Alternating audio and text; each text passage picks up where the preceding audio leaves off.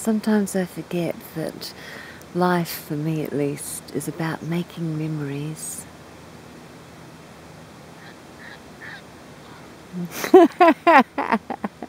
Isn't that true? It really is.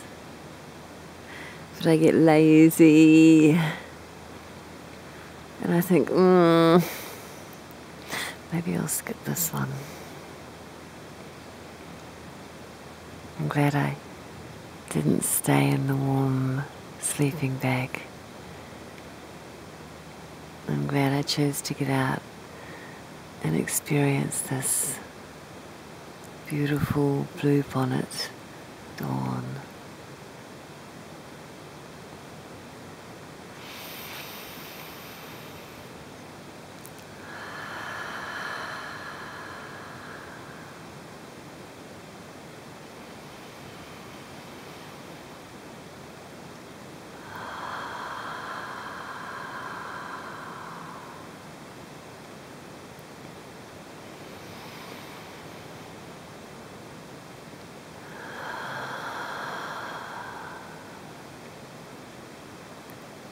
What kind of memories are you making?